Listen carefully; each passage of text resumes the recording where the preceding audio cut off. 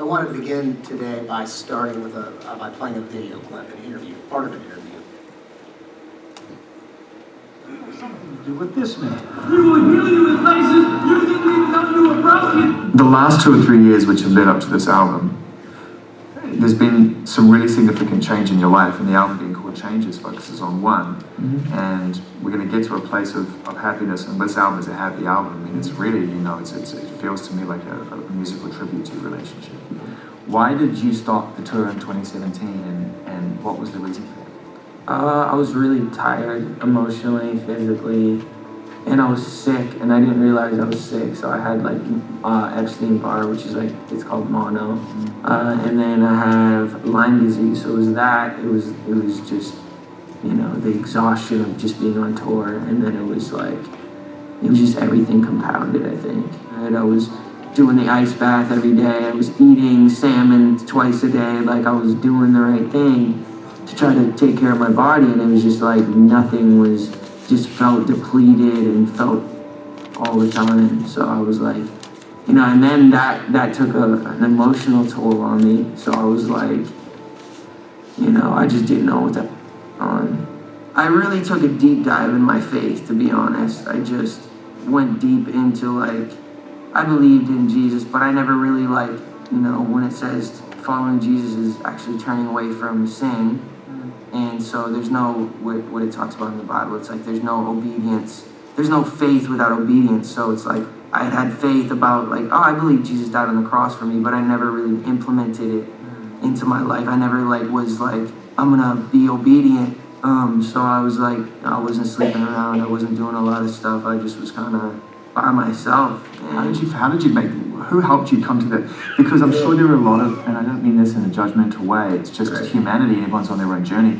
There are a lot of people who are practicing one belief or another, but as you say, it's different when you say it as opposed to actually acting within its guidelines, which are there to give you ultimate focus, right? On what's important. So when did you decide to actually move within the guidelines, and how did you find yourself away from, I believe in Jesus, but I'm going to drink or do drugs or sleep around or all these other distractions? How did you get out of that world? What was the turning point for you? I think it was my perception of who Jesus really was, I had really bad examples of Christians in my life who would say one thing and do another. So they were my direct example of who Jesus was. That's why you didn't take it seriously. I didn't take it as seriously because I didn't have good examples. Good role models. Yeah, and so I think the more I really looked at the character of who Jesus really was. So in the clip we just saw, Justin Bieber shared how for many years, even though he professed to be a Christian, his life didn't really live up to the standard that Jesus Christ has set for him. He wasn't walking in obedience and holiness. And if you continue the interview, he talks about how during that time his life really just started going off the rails, right? Because of the way he was living, because he was really, for all intents and purposes, trying to serve two masters, living a double life. But then, as you saw, he went on to talk about how recently he's experienced a renewal in his faith, one that's had a profound impact on how he lives his life. Now, the interviewer asks him, what was the turning point for you? Justin says something very profound. Never thought those words would come out of my mouth.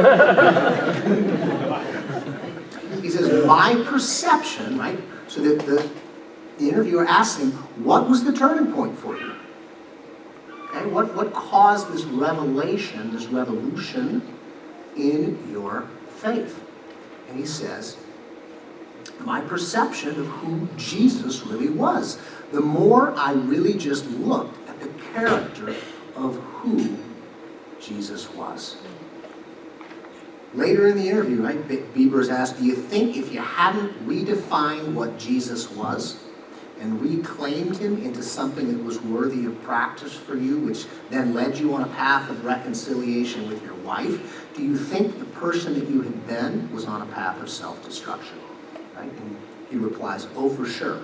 100%. It was bad. I don't know if I'd be alive. It was really, really dark. Justin Bieber needed to see Jesus for who he really is. If you remember, last week we started a new sermon series on the book of Hebrews, the letter to the Hebrews.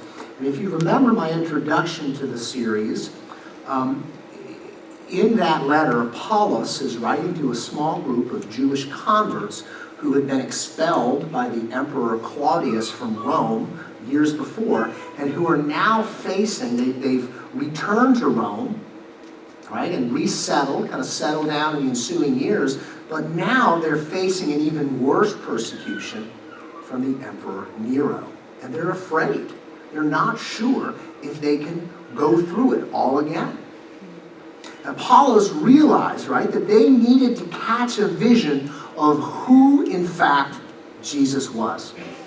Because he knew, just like Justin Bieber has discovered, that when we do so, when we grasp a picture of who Jesus really is, we see him for who he truly is, right, it'll transform our entire life. And Apollos knew that this band of this small group of scared Jewish converts needed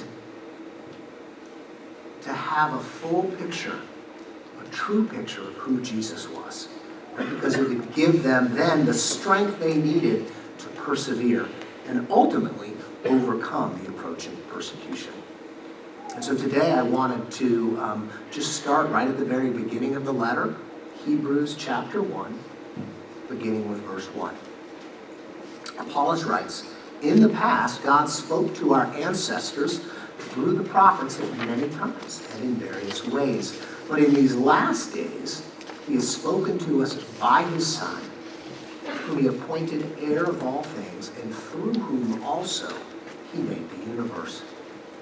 The Son is the radiance of God's glory and the exact representation of his being, sustaining all things by his powerful word.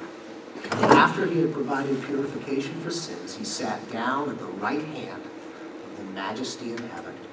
So he became as much superior to the angels as the name he has inherited is superior to theirs." In this passage, Apollos echoes Jewish Old Testament. He echoes the Jewish Old Testament as well as other Jewish literature from the time that identified God's word with his wisdom and talked of God creating the universe through wisdom. Right? So he starts as, in verse 1, in the past God spoke to our ancestors through the prophets at many times and in various ways, but in these last days he's spoken to us by his Son. Apollos says that God communicated to the Jewish people for centuries through the prophets, but now, in the fullness of time, God has spoken a more direct, perfect word, right? Because he has spoken it through his very Son. A Son, Apollos tells us, who has been, quote, appointed heir of all things, and through whom also God made the universe. Amazing thought. Biblically speaking, God created the universe, but Jesus was the one through whom he created it, or by whom he created it. Jesus was God's instrument by which he created all things. And as heir of all things, Jesus is going to receive the universe. Ultimately, it's going to be handed over to him because it was created for him. It belongs to him. Paul echoes this very same thought in Colossians 1:16, where he asserts that all things have been created through Jesus and for him. Apollos asserts in verse 3 that Jesus is the radiance of God's glory and the exact representation of his being, of God's being. New Testament scholar F.F. Bruce points out that in the Alexandrian Book of Wisdom, one of these early Jewish texts I made reference to, right? It's a work with which Apollos may well have been acquainted. Wisdom is said to be, quote, a breath of the power of God and a pure emanation of the glory of the Almighty, a reflection of eternal light. As the Moises Silva puts it, glory here refers to the luminous manifestation of God's person, his glorious revelation of himself, which is often closely associated with his divine power. So Jesus is the reflection of that glory. He's the mirror or image of God. Apollos asserts that just as Jesus has spoken a more perfect and final word, so too Jesus is the supreme and final revelation of the Father. So if you've ever wondered, right, what God is like, what his character is like, look at the man, Jesus Christ. In John 14:8, Philip cries to Jesus, Lord, show us the Father, and that will be enough.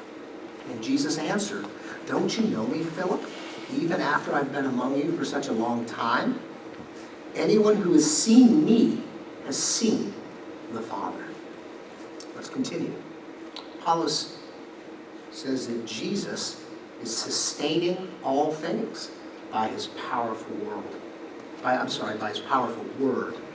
Right? As Bruce puts it, the creative utterance which called the universe into being requires as its complement that sustaining utterance by which it is maintained in being.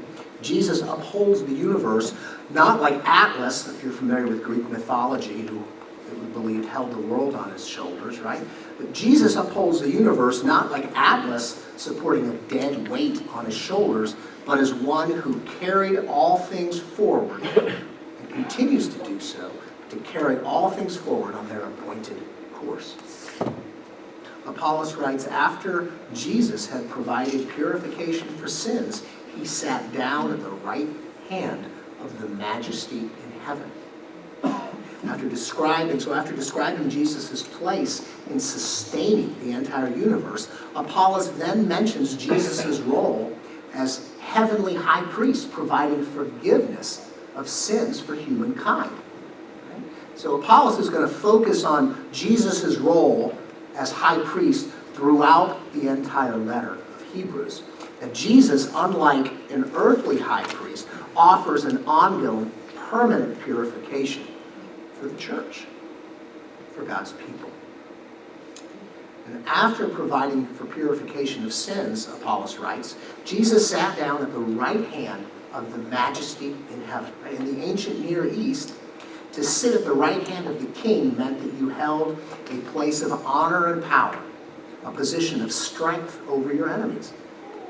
In Ephesians, for instance, Paul speaks of how God raised Christ from the dead and seated him at his right hand in the heavenly realms, far above all rule and authority, power and dominion, and every name that is invoked, not only in the present age, but also in the one to come. And God has placed all things under his feet. And Paul goes on to assert in Colossians 2:15 that through his death on the cross, Christ disarmed the spiritual powers that stood arrayed in opposition to God and us, and triumphed over them and made a spectacle of them. As Gerhard Kittel points out, the very word gospel, or good news, that we use to refer to Christ's death and resurrection is a technical term for news of victory.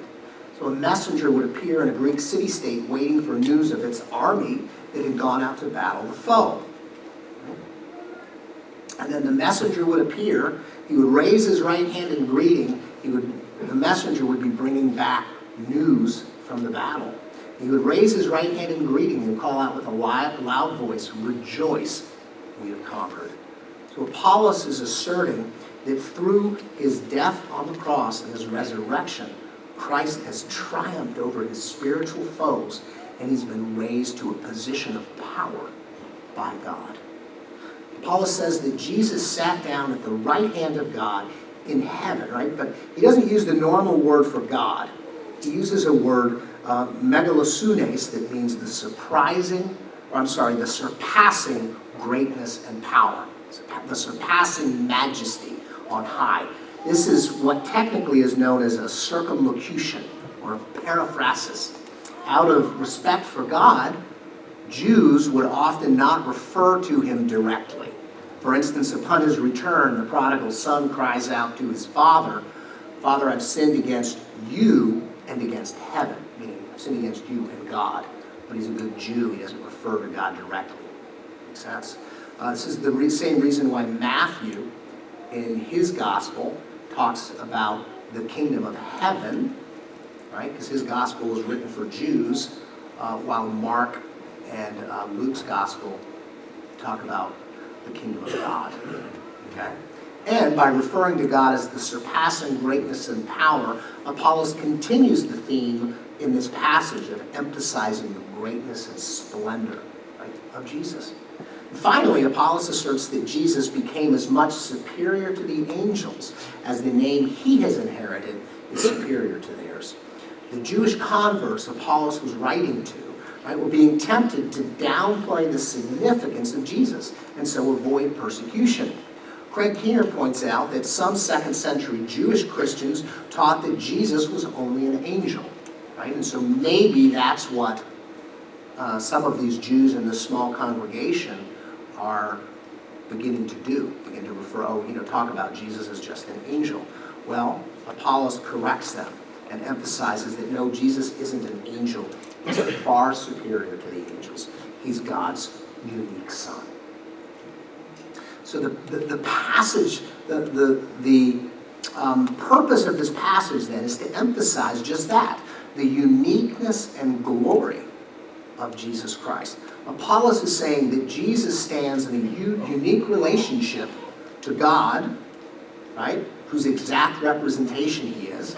He stands in a unique relationship to the universe, which he upholds, and he stands in a unique relationship to the church, which he purifies.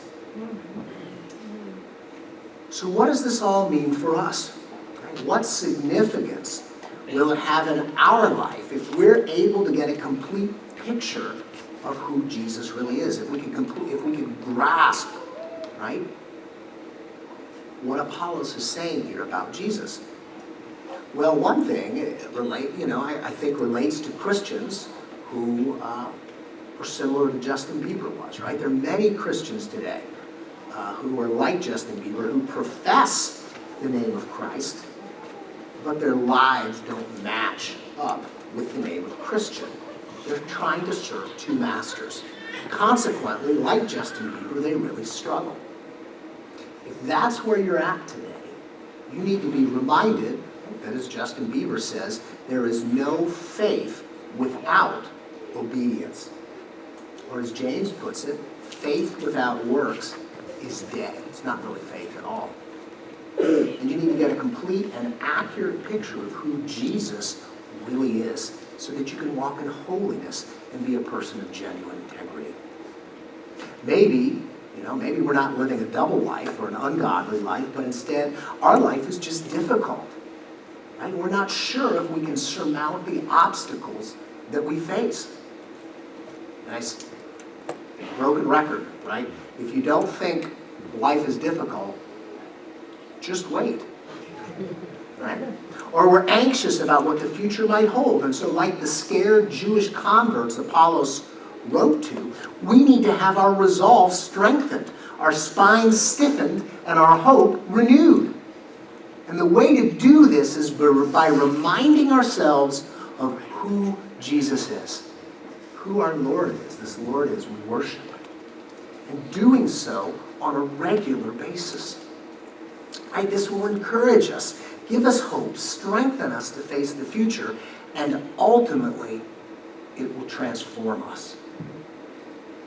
As Robert Mouse points out, at the heart of the Christian experience is a radical transformation from what we were by nature into what God intends us to become by grace.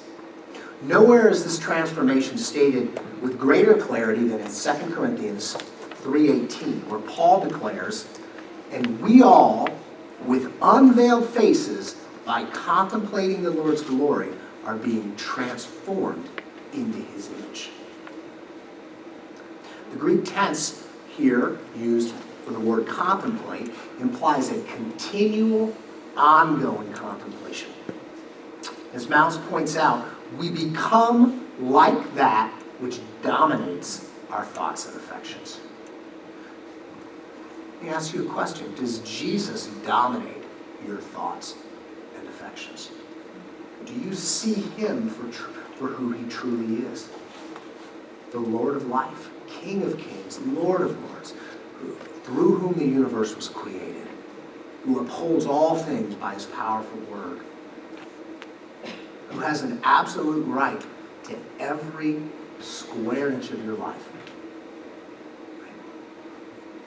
We can get a grasp of who Jesus really is if we can begin to think and contemplate and walk humbly, daily, in the Spirit, right? Not to get too far ahead of Jesus or lag too far behind, but stay right by his side. If we can begin to do that and think on him, set our affections and our thoughts on him, it'll transform us.